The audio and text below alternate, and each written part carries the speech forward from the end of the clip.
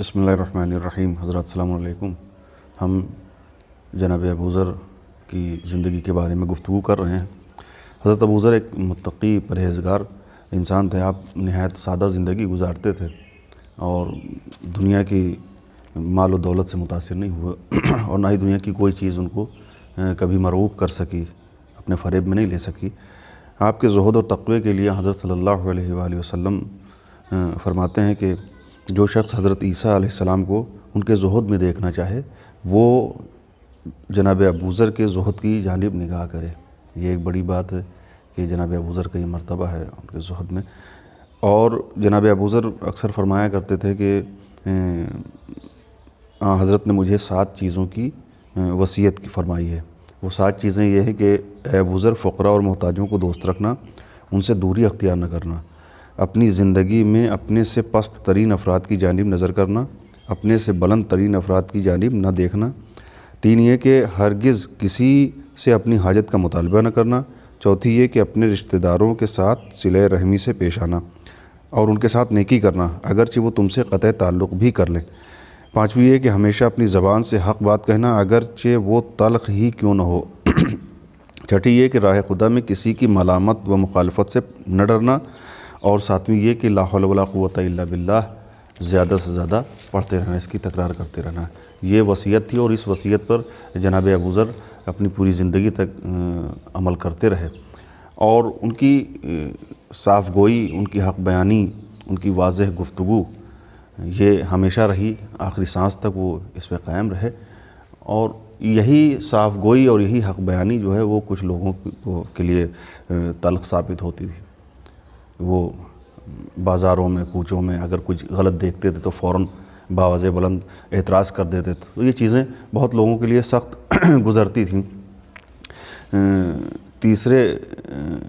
تیسری خلافت کے آخری ایام میں، آخری دور میں جب بیجا بخشش کی اور نامناسب لوگوں کو مسند حکومت پر لے آئے، بیجا بخشش ہو رہی تھی لوگوں کی، تو اس وجہ سے بہت سے مسلمانوں نے بارہا اعتراض کیا اس بات پر، اور ان اعتراض کرنے والوں میں جناب ابوذر سب سے آگے ہوا کرتے تھے۔ اور جب آپ نے یہ سنا کہ بیت المال کو مروان بن حکم کے اختیار میں دے دیا گیا تو آپ نے کھل کر بازار اور کوچوں میں، گلیوں میں اس بات کو اعلان اس بات پر آپ نے اعتراض کیا، اس پہ اپنا احتجاج درج کیا۔ اب یہ جو رویہ تھا، یہ جو طرز زندگی تھی جناب ابوذر کی، تو اس سے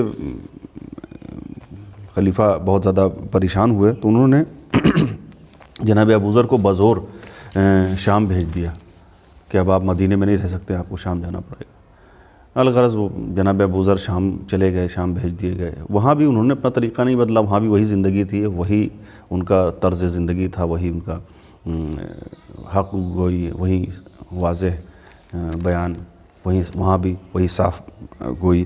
جب انہوں نے وہاں کے رہن سہن دیکھا اور وہاں لوگوں کا جینے کا جو طریقہ تھا وہ دیکھا تو اس پر بھی انہوں نے اعتراض کیا اور کھل کے اعتراض کیا۔ جب معاویہ نے سبز قصر بنوایا تو جناب ابوذر نے سب کے سامنے کہا کہ اگر یہ تم نے بیت المال کے مال سے بنوایا ہے تو خیانت کی، اور اگر یہ تم نے اپنے مال سے بنوایا ہے تو یہ تم نے اسراف کیا ہے۔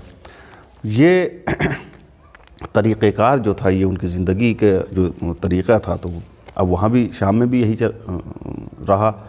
وہاں سے خط آیا، معاویہ نے خلیفہ کے پاس مدینے میں خط لکھا کہ یہ جناب ابوذر یہاں رہیں گے تو میرے لیے مشکل ہو جائیں گی، اب کیا کرنا چاہیے؟ تو یہاں سے خط کا جواب یہ گیا کہ ایک سرکش اونٹ پر ایک کسی پتھر دل انسان کے ساتھ ابوذر کو مدینے واپس بھیج دو۔ اب یہ سرکش اونٹ کیوں، پتھر دل انسان کیوں ڈھونڈا گیا؟